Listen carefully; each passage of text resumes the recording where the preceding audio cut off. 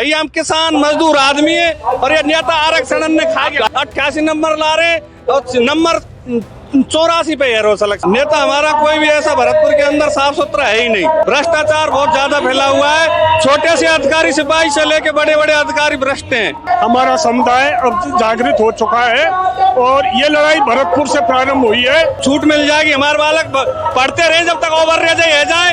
तो नुमाइश मैदान भरतपुर में हूँ। जाट आरक्षण को लेकर के भरतपुर, धौलपुर और डी के जाट जो है आज यहाँ इकट्ठा हुए हैं। हनुमान बेनीवाल यहाँ से अब से थोड़ी देर बाद यहाँ पहुँचने वाले हैं। लेकिन सबसे पहले आपको ये जानना जरूरी है कि जाटों का इतिहास, यानी कि जाट आरक्षण के पीछे की पृष्ठभूमि क्या है, शुरुआत कहाँ से हुई। आपको बता दूं 1990 में मंडल आयोग की रिपोर्ट आई। मंडल आयोग की रिपोर्ट के बाद पूरे देश में ओबीसी आरक्षण लागू किया गया। ओबीसी आरक्षण लागू होने के साथ ही धीरे धीरे जाटों के अंदर ये बात फैलती गई कि भाई जाट आरक्षण जो है किसी भी प्रकार से लागू होना चाहिए। 1990 से लेकर के 1999 तक इसके अंदर कोई प्रकार की कोई खास प्रोग्रेस दिखाई नहीं दी। 1999 के अंदर केंद्र में अटल बिहारी वाजपेयी की सरकार ने सबसे पहले जाटों को आरक्षण देने का काम किया। उसी समय राजस्थान में अशोक गहलोत की सरकार थी, उन्होंने भी आरक्षण दिया। लेकिन केंद्र की जो सरकार थी उसने भरतपुर, धौलपुर के जाटों को छोड़ दिया।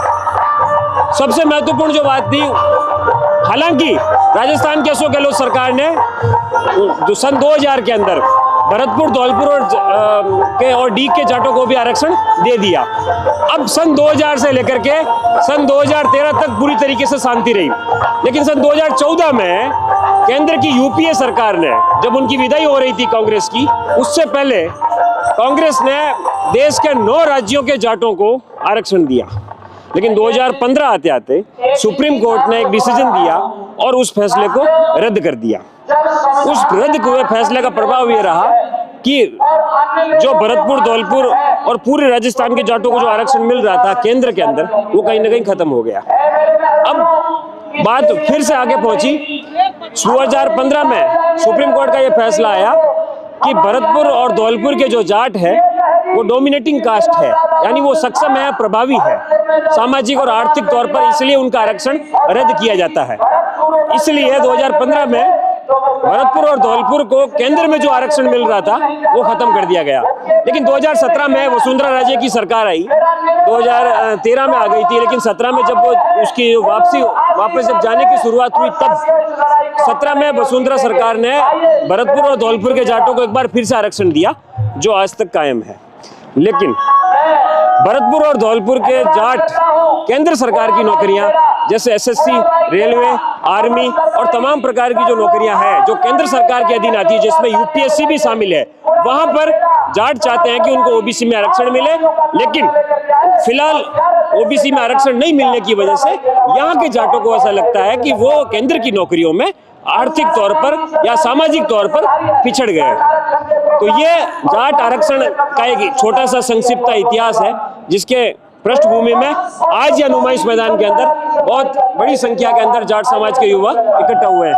कहाँ से आए आप? हम अटारी अलीपुर। अटारी से? अलीपुर, भजन लाल जी के एरिया से। बताओ जी, क्या आज आप भी जाट हैं? हाँ, जाट हैं। कौन से जाट हैं आप?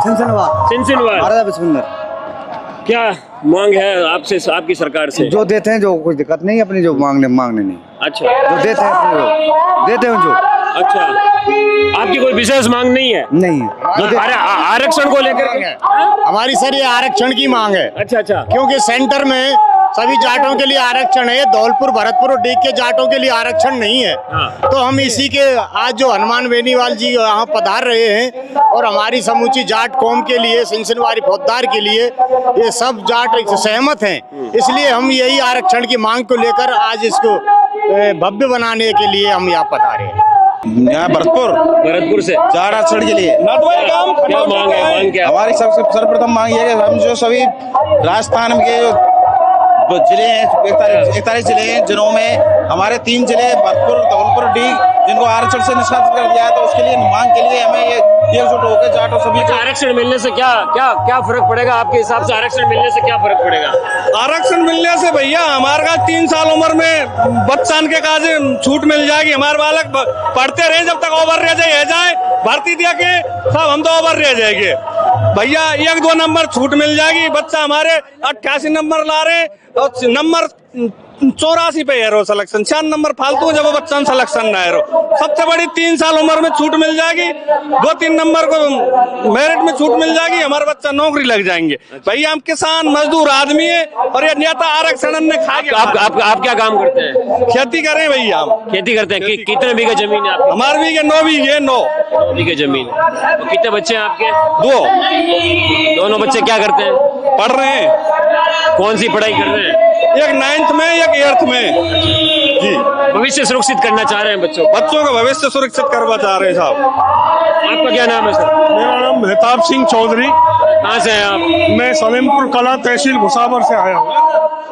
ये आज हनुमान जी यहाँ आने वाले हैं। हनुमान जी आने वाले हैं और हनुमान जी के आने से एक ऐतिहासिक पहल होगी और ये जो आरक्षण हमें बहुत पहले मिल जाना चाहिए था उसे प्राप्त करने की दिशा में एक पॉजिटिव पहल होगी और हमें पूरी उम्मीद है कि हम बहुत जल्दी इस आरक्षण को लेकर रहेंगे। 99 में अटल बिहारी की सरकार ने दिया था आरक्षण, बाद में 15 में रद्द कर दिया। आरक्षण दिया था लेकिन राजनीतिक कारणों से वो वापस ले लिया गया।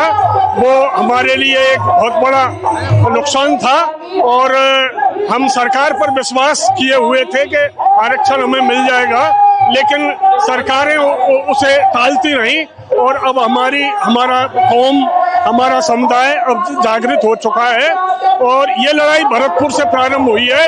ये बहुत जल्दी जयपुर, दिल्ली, जहाँ भी हमें संघर्ष करना होगा वहाँ हम जाएंगे और पुरजोर तरीके से इस मांग को, जब तक आरक्षण मिल नहीं जाता, हम इस मांग को और आवाज को बुलंद करते रहेंगे और इस आरक्षण को हम लेके रहेंगे। ये हनुमान जी से उम्मीद है आपको? हनुमान जी आपको दिला देंगे आरक्षण? हनुमान जी से हमको हाँ उम्मीद है, बिल्कुल दबा देंगे, बिल्कुल दबा देंगे। अच्छा, कैसे मतलब कैसे मानते हैं आप? अब हमारे यहाँ तो खैर हमारी नजर में तो पहली बार आया है। आप क्या कह रहे हो? उन्होंने जो भी मुद्दे उठाए आज तक उन्होंने ज्यादातर सब पे विजयी प्राप्त की है, क्योंकि उनकी एक छवि ऐसी झलकती है उस कार्य को लेके कि जो कार्य वो उठा देते हैं या जो मुद्दा उठाते हैं उसको सक्सेस करके ही छोड़ते हैं, पीछे नहीं हटते हैं किसी भी कार्य को लेके। भरतपुर के महाराजा ने तो उनको बाहर ही बता दिया हनुमान जी को। नहीं, ऐसी कोई बात नहीं है।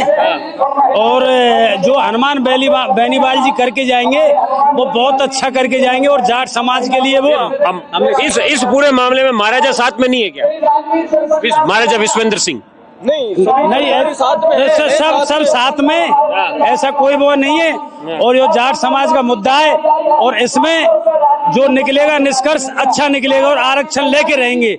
हमारे युवा पीढ़ी है उसके लिए हम लड़ाई लड़ रहे हैं और ग्राउंड पे भी हम उतरेंगे। हमारे समाज के लोग आ रहे हैं धीरे धीरे। अभी हनुमान बेनीवाल जी भी आने वाले और रैली, हुंकार रैली बहुत जबरदस्त होगी। महाराजा सूरजमल की, महाराजा सूरजमल की। एक बात बताइए, आप भरतपुर से आते हैं, सीएम भजनलाल यहीं के हैं। हाँ जी, हाँ जी। कैसा विकास हो रहा है? 2.5 साल तो हो गए सरकार बने हुए। नहीं, अच्छा विकास चल रहा है, ऐसे कुछ नहीं है। भजनलाल जी अच्छा, हाँ काम सही है सरकार? हाँ, अच्छा विकास करवा रहे हैं अभी फिलहाल भरतपुर में। अच्छा, हाँ जी। आप उनके कामकाज से संतुष्ट है? मतलब हाँ जी, संतुष्ट है, काम अच्छा चल रहा है। फिलहाल का जो काम देखे तो अच्छा काम चल रहा है भजनलाल जी का। हाँ, जो भी रोड वगैरह जहाँ से जो हुए अभी, लेकिन विकास तो हो रहा है लेकिन भ्रष्टाचार नहीं रुक पा रहा है। अच्छा, भ्रष्टाचार बहुत ज्यादा फैला हुआ है। छोटे से अधिकारी सिपाही से लेके बड़े बड़े अधिकारी भ्रष्ट हैं, उनके साथ नेता भी भ्रष्ट हैं। विकास करा रहे हैं, हमने जेब भरने के लिए करा रहे हैं। अच्छा जी। तो कोई ऐसा नेता जो भ्रष्टाचार करता हो, आपको अगर कोई जानकारी हो तो बताइए। नेता हमारा कोई भी ऐसा भरतपुर के अंदर साफ सुथरा है ही नहीं। जो नेता है वो अपने घरों में बैठकर अपना जेब भर रहे हैं, जनता के बीच में नहीं जाते। तो ये इसका मतलब सीएम साहब भी है इसमें? तो अभी हमारे सीएम साहब हमारे भरतपुर विधानसभा से है ही नहीं, वो सांगानेर से, हम उनके बारे में कुछ नहीं कह सकते। नहीं, वो गांव तो उनका अटारी यही है। अब गांव तो है, वो यहाँ रहते ही नहीं है। कभी यहाँ नहीं रहते हैं? नहीं, वो अभी तो सांगानेर से लड़े हुए हैं, जयपुर में रहते हैं वो। अच्छा अच्छा जी। आपका क्या नाम? आप आगे आइए, क्या नाम आपका? मेरा नाम सत्यवान जी है सर। है? सत्यवान जी। कहाँ से हो आप?